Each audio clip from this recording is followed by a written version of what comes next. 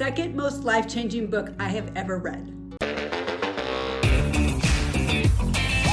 Hey Credos, I am about to leave on a date with my husband, and as I was getting ready, I thought I really want to share something.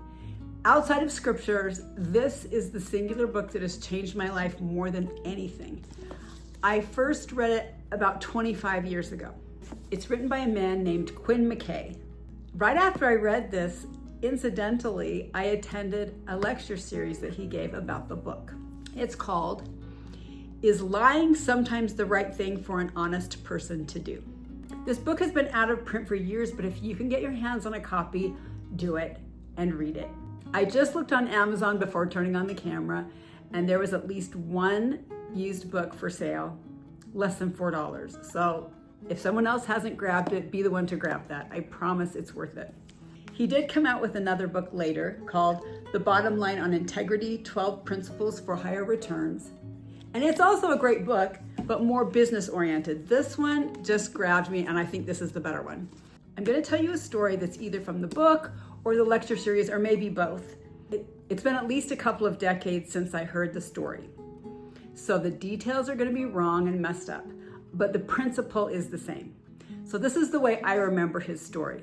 Quinn had come to a point in his life when he was trying very, very hard to be completely scrupulously honest.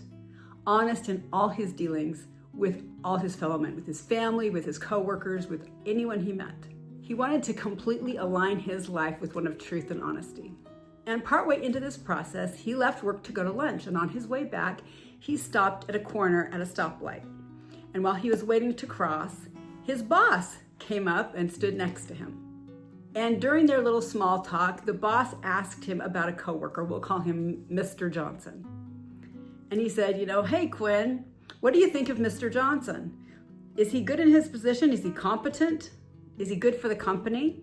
Now, Quinn was not prepared for this conversation, but he was prepared to be honest. So even though Mr. Johnson was his friend, and even though Mr. Johnson was a married man with multiple young children depending on his income, he told his boss the full truth as he knew it. And that was that Mr. Johnson was nice, worked hard, but had really been promoted above his competence. That he really wasn't that great at his job. And that someone else could surely do the job better and help the company more. Shortly after this, Mr. Johnson lost his job. And when Quinn told this story, he said, "If I could do it again, I would lie." Now you might be saying to yourself, "Oh, he could tell the truth in a way that wouldn't hurt Mr. Johnson." But could he really? What we tend to do when we try to fudge the truth is use weasel words. We use words that could be misinterpreted, or could be misunderstood, or could have many meanings. They're ambiguous. Quinn McKay is clear that his definition of dishonesty is giving a false impression. So if you use weasel words, if you use words that mislead, you're not really being truthful. And we know when we do that. So he could have said something like, "Oh, he's such a great worker.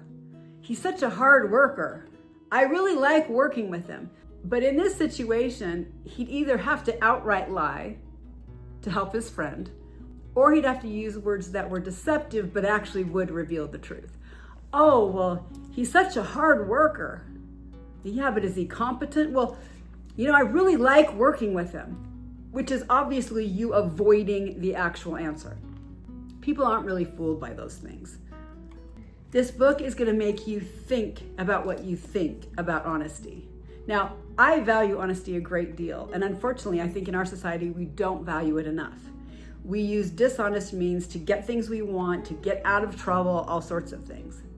But sometimes we do have competing values, and in this case, it was loyalty and truth. Truth doesn't always win, and it shouldn't always win, but you should very carefully consider when you sacrifice truth for a different thing you value. Here are a couple of examples to get you thinking. You're home alone. Your kids are sleeping upstairs. There's a loud knock at the door, and when you approach it, you see thugs, and they're saying, "Are your kids home? Where are your kids?" Are you going to tell the truth, or are you going to lie? Now, if you're a decent parent, you're going to lie. You're going to deflect. You're going to do anything you can to keep them away from your kids. You're not going to say, well, I value honesty, so they're upstairs, second door on the right. You're also not going to say, I'm not precisely aware of where my children are. Thinking in your mind, well, I don't know if they're actually on the left side of the bed or the right side of the bed, so I'm being honest. Now here's a less serious, not life or death scenario, but you'll see how I would actually respond. I'm standing at the doors of the chapel and my friend is about to walk down the aisle for her wedding. She comes out of the bride's room and says to me, do you love my dress? In this scenario, I do not love her dress. It's not very flattering. So I could tell the complete truth. I could say, the dress makes you look fat and you should have picked a different cut. Or I could use those weasel words to make myself feel good about being so honest. I could say something like, I love the way the lace on your veil lies so flat against the floor.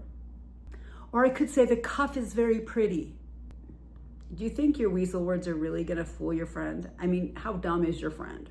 Here are a couple of things I think about. First of all, I don't have to tell my opinion about everything just because I have an opinion. Second of all, even if asked directly for your opinion, is your opinion really helpful in this scenario? If my friend's about to walk down the aisle, what good does it do for me to tell her she looks terrible? She can't do anything about it. She can't change anything. Now, if she had asked me to go dress shopping with her and she came out in something that I thought was very unflattering and she asked my opinion, I would tell her my opinion. I would say, we need to keep looking. This is not the best look for you. Hopefully I'd be kind about my opinion, but in that scenario, she could choose another dress. But when she's about to walk down the aisle, what's she gonna do? There's nothing she can do, and all I can do is make her feel terrible. So why? Why would I do that? Why would I do that in the name of honesty? So in that scenario, when she's about to walk down the aisle, if she says, do you love my dress? I will gush about her dress. I will tell her she's the most beautiful bride ever. So if you're my friend in real life, you know this about me. I really value honesty. I value honesty particularly in business, in work situations, but I also value people and relationships. And telling the truth is not always good, or it's not always the best. Quinn McKay used to travel around and teach this principle at all sorts of very large companies.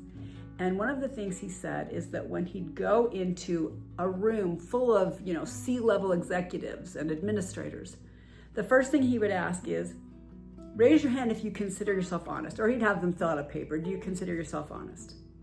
And most of them did. At the end of the series, he would ask the question again, and almost none of them said they were honest. Partly because they understood competing values. They understood relationships. And they also understood how often we excuse and justify dishonesty when we shouldn't. So here's my ethical tip of the week. If you can grab a copy, I hope you will. And I would love to hear what you think about this. I find this to be such a fascinating topic. Thank you so much for watching. Please subscribe and ring that notification bell. You can also follow along on Instagram at Midlife Credo. And join us in the Midlife Tribe on Facebook too, where we're thriving midlife without the crisis, but with being ethical and honest.